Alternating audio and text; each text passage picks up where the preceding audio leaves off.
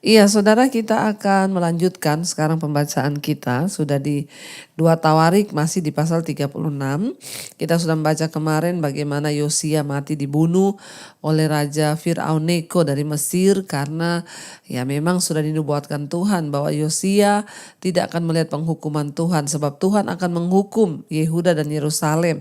Ya, tetapi Tuhan berkata karena Yosia mendengarkan firman Tuhan, berespon dengan baik sehingga Tuhan tidak akan menimpakan itu di zaman dia hidup, tetapi setelah dia mati. Lalu akhirnya Tuhan izinkan Yosia dibunuh oleh Neko, Raja Mesir, lalu digantikan oleh anaknya yaitu Yoahas ya. Dan akhirnya Yoahas ya diangkat menjadi raja. Lalu ketika itu dia ditawan ke Mesir, lalu ya namanya diganti dengan dia akhirnya mati dan namanya diganti pada waktu itu dengan Yoyakim ya. Dan akhirnya saudara ya kemudian Raja Mesir itu mengangkat Eliakim itu saudara Yoahas.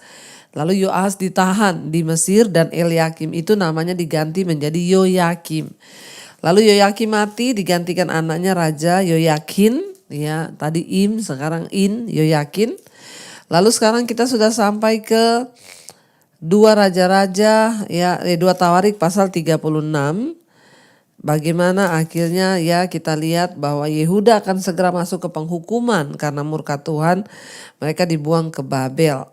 Iya, dan kita juga sudah membaca kemarin di 2 Tawarik 36 saudara bagaimana akhirnya runtuhnya kerajaan Yehuda ketika pada waktu itu ya Tuhan izinkan sebab mereka menolak nabi-nabi Tuhan, menolak firman Tuhan, dan Tuhan berkata tidak akan ada lagi pemulihan yang terjadi sehingga kita sudah kemarin membaca ya akhirnya saudara Tuhan izinkan pada waktu itu Tuhan menggerakkan raja orang Kasdim ya di 2 Tawarik 36 ayat yang ke-17 kemarin kita sudah baca. Ya, dan orang Kasdim datang membunuh semua teruna-teruna, orang muda, gadis, pemuda, ya, dan akhirnya yang disisakan itu pun dibawa ke ya Babel semuanya. Sebab Tuhan itu memperingatkan Yehuda saudara tentang dosanya yang terus menerus. Ya, sehingga tidak lagi bisa dipulihkan keadaan bangsa itu ya karena mereka melupakan kebaikan Tuhan. Dan hanya untuk melihat mereka berpaling daripada Allah saja. Ya Tuhan itu murka saudara. Akhirnya situasi tidak mungkin diperbaiki. Karena itu saudara kita ambil juga kesimpulan bahwa waktu kita ini terus berdosa terus. Maka tidak mungkin dipulihkan. Kemarin kita sudah sampai di 2 Tawarik 36 dan sudah sampai di ayat 21 ya dikatakan di sana demikianlah akhirnya Tuhan menggenapkan ya apa yang sudah difirmankan diucapkan lewat Nabi Yeremia bahwa hingga 70 tahun ya mereka dalam masa pembuangan. Jadi secara menarik di sini kita melihat bahwa prediksi mengenai pembuangan itu dengan memberitahu bagaimana umat Allah akan dibuang dari negeri mereka karena tidak mentaati Tuhan. Dan salah satu hukuman yang mereka abaikan yaitu ia menyatakan bahwa 1 tahun ya dalam setiap 7 tahun tanah itu harus dibiarkan tidak ditanami dan beristirahat dari menghasilkan panen. Ya sehingga 70 tahun masa pembuangan itu memungkinkan tanah itu akhirnya beristirahat dan membayar tahun-tahun di mana orang-orang Israel tidak mentaati hukum ini saudara. Ya jadi Tuhan sudah beri peraturan tapi mereka tidak taat. Sehingga Tuhan akhirnya menjatuhkan penghukuman 70 tahun itu bukan masa yang singkat mereka berada di pembuangan. Lalu kita lanjut sekarang ayat 22 2 Tawarik 36. Kores mengizinkan orang-orang buangan pulang ke negerinya. Pada tahun pertama zaman Kores ya raja negeri Persia, Tuhan menggerakkan hati Kores raja Persia itu untuk menggenapkan firman yang diucapkan oleh Yeremia sehingga disiarkan di seluruh kerajaan Kores secara lisan dan tulisan pengumuman ini. Beginilah perintah Kores raja Persia, segala kerajaan di bumi telah dikaruniakan kepadaku oleh Tuhan, Allah semesta langit. Ia menugaskan aku untuk mendirikan rumah baginya di Yerusalem yang terletak di Yehuda. Siapa di antara kamu termasuk umatnya Tuhan Allahnya menyertainya dan biarlah ia berangkat pulang. Ya akhirnya saudara ya Kores dipakai Tuhan. Ya Kores itu membuat pengumuman, ya ini 48 tahun setelah bait Allah itu dihancurkan. Pada tahun setelah dia menaklukkan Babel, kitab Esra itu menceritakan kisah tentang pengumuman ini dan kembalinya orang-orang buangan itu ke Yehuda. Jadi di kitab 2 Tawarik ini berfokus saudara pada penyembahan yang benar dan yang tidak benar kepada Allah seperti dilambangkan oleh bait Allah di Yerusalem. Daud merencanakan bait Allah tersebut tapi Salomo lah yang diizinkan Tuhan untuk membangunnya. Ya, dan karena kemudian mengadakan pelayanan pentahbisan terbesar yang pernah dilihat dunia, dan ibadah dalam bait Allah itu diatur dengan luar biasa. Namun akhirnya raja-raja jahat diangkat dan duduk di kursi kepemerintahan. Mereka tidak lagi mengikuti aturan Tuhan. Mereka mencemarkan bait Allah, membawa masuk penyembahan berhala. Bahkan mereka merendahkan nilai-nilai ibadah yang sedemikian kudus kepada Allah. Jadi kita lihat sini saudara, hati-hati jangan kita memasukkan sesuatu yang tidak kudus di dalam rumah Tuhan, karena itu melanggar ya. Sehingga akhirnya Raja Nebukadnezar dari Babel itu pun diizinkan menghancurkan bait Allah. Dan raja-raja lenyap dan bait Allah pun akhirnya hancur. Dan orang-orang akhirnya dibuang, ya bangsa itu dilucuti sampai ke dasar-dasarnya, dipermalukan oleh Tuhan. Namun ya bersyukur kepada Tuhan bahwa kasih Tuhan itu selalu besar ketika segala sesuatu dalam hidup kita ini kelihatan ya sedang dilucuti, sedang dipermalukan Tuhan. Ya maka marilah kita tetap memiliki hati yang terus mau introspeksi dan bertanya kepada Tuhan apa maksud Tuhan dari semua itu saudara ya. Dan kita hari ini masuk di kitab yang baru yaitu Esra saudara ya. Kita lihat dan kitab Esra ini ya sesudah 70 tahun itu dalam pembuangan orang-orang tawanan akhirnya kembali dari Yehuda, kembali dari ke Yehuda dan diperbolehkan pulang ke kampung halaman mereka ya. Hampir 50.000 orang melakukan perjalanan kembali ke bait Allah, tetapi mereka menjadi kecil hati karena perlawanan. Dan sesudah mendapat dorongan semangat dari Hagai dan Sakaria, mereka itu kembali bertugas menyelesaikan bait Allah. Ya, dan kita akan lihat saudara dalam kitab Esra ini apa pesan Tuhan setelah mereka kembali dari pembuangan ya. Iya, kita masuk dalam Esra pasal yang pertama.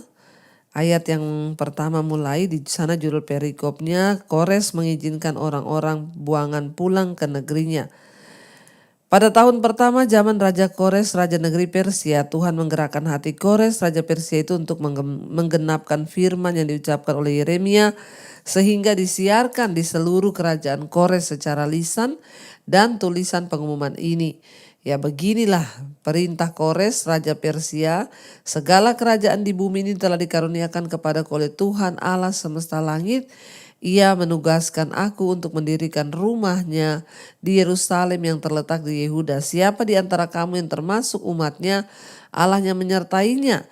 Biarlah ia berangkat pulang ke Yerusalem yang terletak di Yehuda dan mendirikan rumah Tuhan Allah Israel, yaitu Allah yang diam di Yerusalem.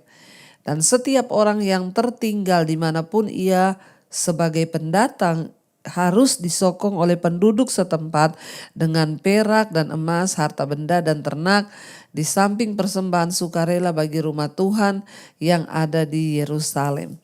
Jadi saudara, puji Tuhan ya, ketika kita melihat kitab Esra ini dimulai itu sejak tahun 538 sebelum Masehi. Yaitu 48 tahun setelah Nebukadnezar menghancurkan Yerusalem dan mengalahkan kerajaan selatan yaitu Yehuda dan membawa orang-orang Yahudi itu ke Babel. Ya, dan Nebukadnezar meninggal di tahun 562 dan karena para penggantinya tidak kuat, Babel akhirnya dikalahkan oleh Persia tahun 539. Ya, tepat sebelum berbagai peristiwa dicatat dalam Alkitab ini, baik orang Babel maupun orang Persia memiliki kebijakan dan kelonggaran terhadap para tawanan mereka, yaitu dengan mengizinkan mereka untuk memiliki tanah dan rumah serta memiliki pekerjaan selayaknya orang biasa ya. Jadi banyak orang Yahudi seperti Daniel, Mordekai, Esther bisa menduduki posisi-posisi terkemuka dalam bangsa itu. Dan Raja Kores dari Persia itu maju selangkah lebih maju.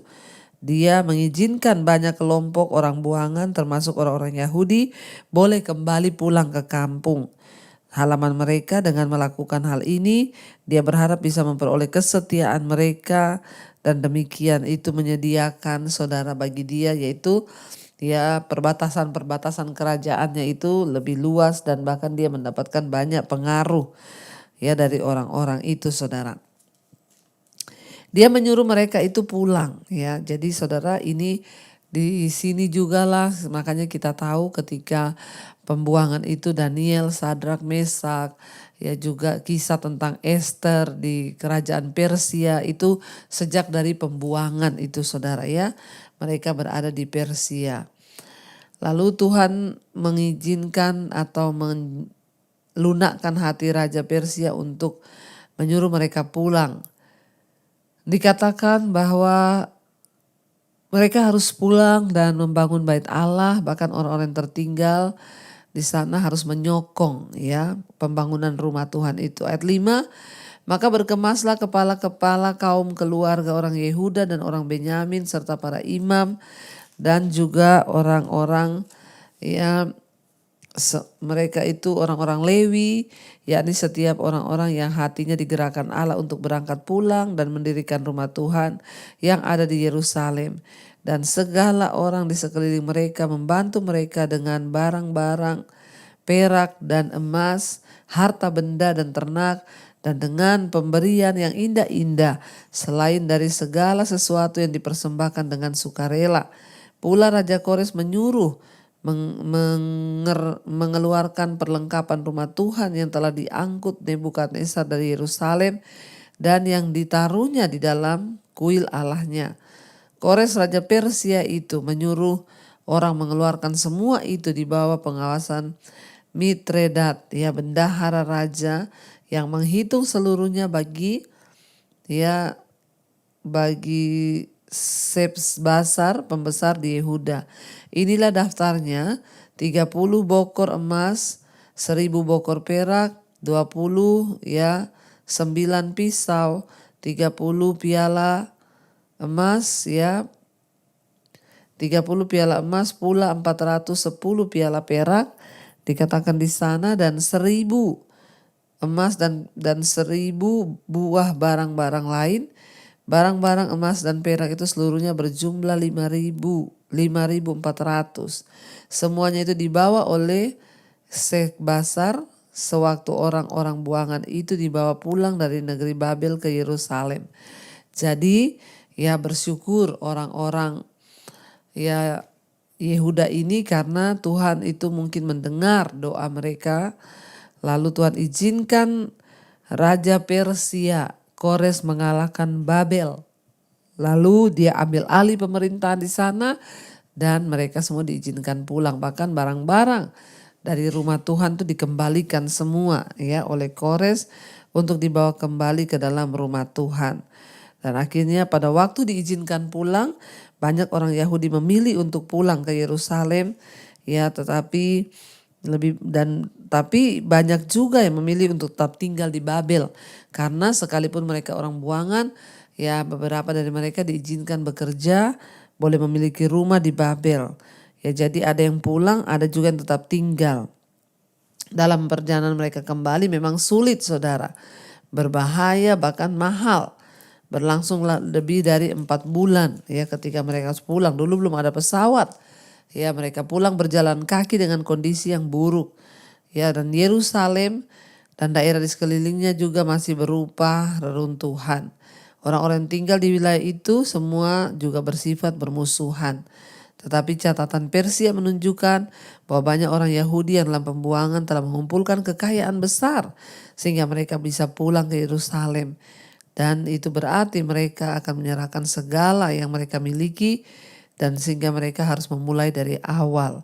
Ya, tetapi mereka pulang karena mereka rindu dengan kampung halaman dan ya mungkin mereka kembali mau memprioritaskan Tuhan sebagai yang pertama, karena mereka pulang juga mereka harus membangun kembali bait Allah itu. Ya, tapi saudara, dimanapun Tuhan izinkan kita berada, Biarlah yang menjadi prioritas pertama di hidup kita itu Tuhan. Jangan main-main dengan Tuhan, jangan menyakiti hati Tuhan. Mari kita menghormati Tuhan agar hidup kita juga boleh dimuliakan Tuhan. Mari kita tundukkan kepala, kita satukan hati, kita berdoa. Terima kasih Bapa, kami bersyukur kami boleh belajar dari firman Tuhan bahwa kami tidak mau bermain-main dengan dosa supaya keadaan kami tidak menjadi buruk. Tapi sebaliknya ajar kami untuk terus hidup dalam kebenaran-Mu, menghormati Tuhan, menghormati rencana Tuhan, menghormati pengorbanan Tuhan di hidup kami. Bebaskan kami dari segala ikatan-ikatan dosa, kenajisan, percabulan, judi, rokok, minuman keras, obat-obatan terlarang, kepahitan, kekecewaan, amarah. Tuhan tolak, kami tolak itu semua dalam nama Tuhan Yesus. Biarkan kami belajar hidup dalam kekudusan.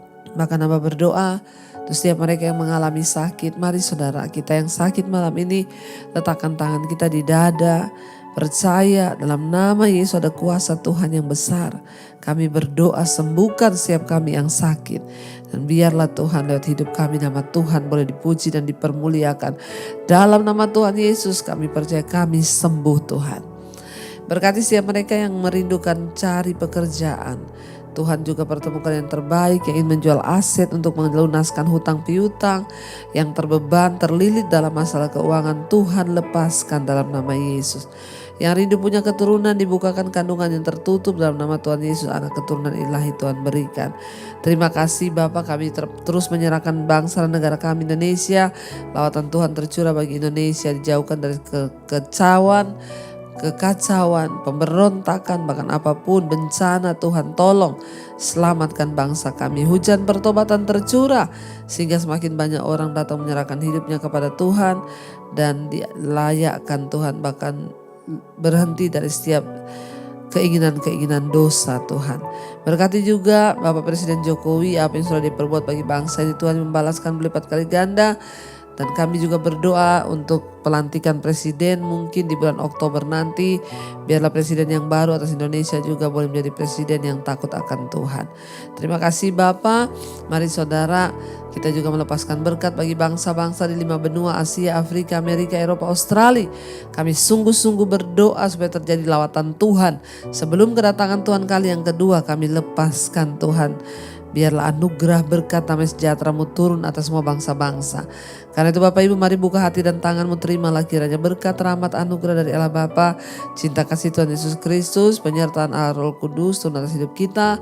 Mulai hari ini bahkan sampai kali yang kedua Tuhan Yesus datang menjemput kita. Nama kita tercatat dalam kitab kehidupan. Dalam nama Tuhan Yesus yang percaya diberkati Tuhan, katakan bersama. Amin, amin, amin. Shalom saudara dan Tuhan Yesus memberkati.